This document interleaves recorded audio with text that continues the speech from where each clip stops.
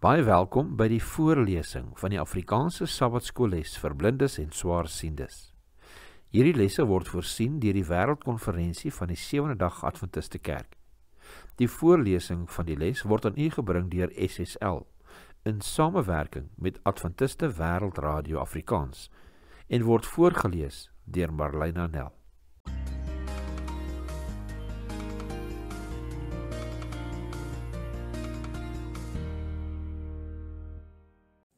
Vrydag, 7 November. Kom ons open met gebed. Liewe Vader, ons sê vir U baie dankie dat U ons hierdie week gelei het met hierdie studie. Liewe Heer, waar ons met Vrydag gaan afsluit, laat U wil asseblief geskied en laat U boodskap deurdring tot ons harte. Ons bid dit in Jesus naam alleen. Amen.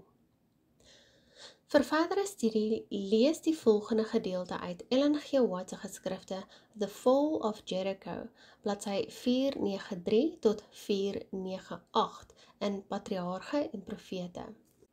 Ons lees dan nou aanhalings uit Ellen G. White, Patriarge en Profete, bladsy 496 tot 498.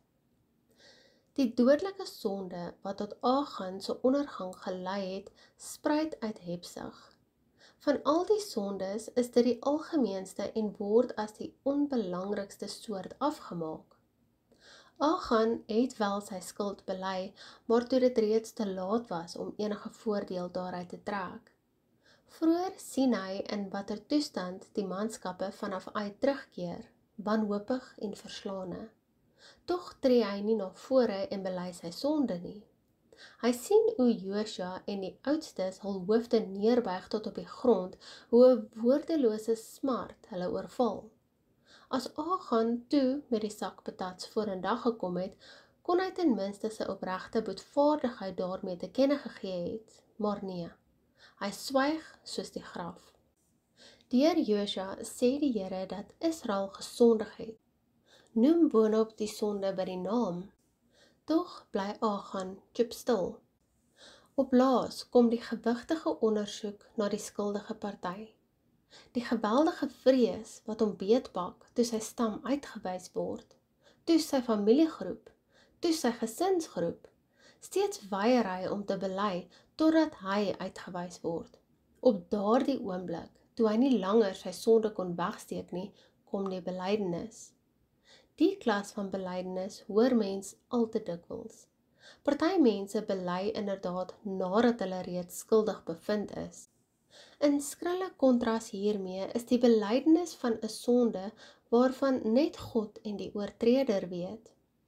Achan was nie van plan om sy sonde te bely nie en het stilletjies gehoop dat hy die gevolge van sy gruweldaad kon vryspring. Hy bely dus omdat hy nie 'n keuse gehad het nie, wat toon dat sy straf billik was. By hom was geen boetvaardigheid te vind nie, geen berou, geen begeerte om 'n nuwe blaadjie om te slaan nie, geen afskeid in die bose nie.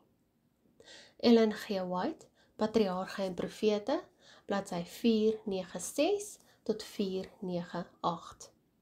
Vraag vir bespreking. Vraag nommer 1. Bespreek die implikasies van die 10de gebod in 'n wêreld deurspek van advertensies en verbruikerisme. Die 10de gebod lees in Eksodus 20 vers 17, jy mag nie jou naaste se huis begeer nie, jy mag nie jou naaste se vrou begeer nie, of sy dienskneg, of sy diensmaagd, of sy os, of sy esel, of iets wat van jou naaste is nie. Hoe kan ons op 'n praktiese wyse 'n begeerte van 'n behoefte onderskei? En waarom is hierdie onderskeid so belangrik? Vraag nommer 2. Lees Daniël se gebed in Daniël 9 vers 4 tot 19.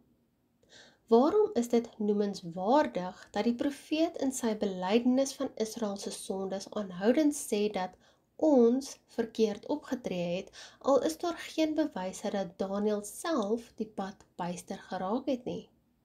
Lees gerus Daniël 9 vers 4 tot 19. Vraag nommer 3. Oorweeg die vraag aan die einde van donderdag se deel van die les. Waarom was die Israeliete se gehoorsaamheid aan al die vaste voorskrifte en beslissings so belangrik vir hul getuienis? Hoe geld hierdie beginsel ook vir die hedendaagse kerk? Met ander woorde, in hoe 'n mate sou ons getuienis doeltreffender gewees het indien ons alleenlik by die lig wat God ons gegee het, wou hou?